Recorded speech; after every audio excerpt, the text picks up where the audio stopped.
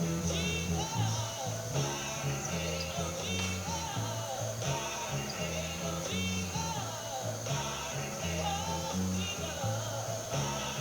name is May, and we grew up in Adams, Mississippi.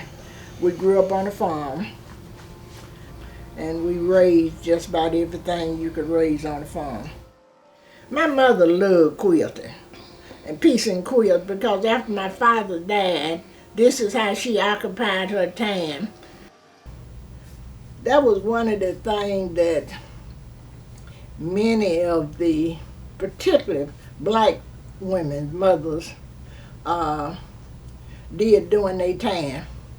My mother was born in 1916, so they did not go to college and all that kind of stuff, so basically most of them concentrated on how they could do, or what they could do, in other words, to supply their family needs. My name is Ruth Adams. I am the youngest of our family. What my sister did not tell you is that there are 9 children in this family, and all of us have at least a college degree. Out of all the quilts, I guess this is my pride and joy. It is real heavy. Each piece was pieced by individual by itself, and to make this quilt, she bought 35 yards of domestic material. And she always wanted one of the girls to follow in her footsteps with all the quilting and everything. Quilting was just not my forte, or sewing either. Now my sister May here did a lot of sewing, but I don't think any of us actually took up the art of quilting. I didn't quilt, but I would always, when I was out there, help her to, once she made the top and the bottom and put it together, then we had to put the cotton between them, lay them out on the floor and put the cotton even, and then you tack it on the end to make sure it stayed together. And after she died, I made, I think, a couple quilts myself, but I did not quilt them. My mother-in-law quilted them. And as you can see, I did use 2 or 3 different, I tried to match my colors up so my quilt would match, and of course I used the white lining under the bottom. You also see my quilt is nothing like as big as my mother's quilts are. But I had a lot of pieces, and I just decided one day that I would get the machine out and make me some tops.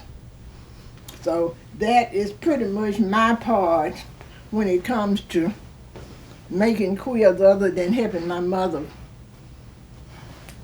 pad them out. I never did do that much quilting, and in fact I didn't like it, so I tried it and I didn't do it. So My mom used to could take, they used to have what you call Sears Roebuck Kellogg's, and she used to could look in there and see an outfit, and then she would take and make a pattern for that dress and make it for us. And she was a good seamstress, so you couldn't tell that the dress was really homemade. And so, you know, growing up, we dressed nicely and everything because she could sew. well, you know who didn't do no kind of sewing? You talking about me? Yes, ma'am. To show it off, you can see the border is also made out of the exactly same kind of material. The entire quilt, the back of it, she ended up using a yellow lining domestic quilt. And if you really look at close, you can see that every piece is actually quilted by itself. She followed the pattern of the flower in order to do design for the quilting.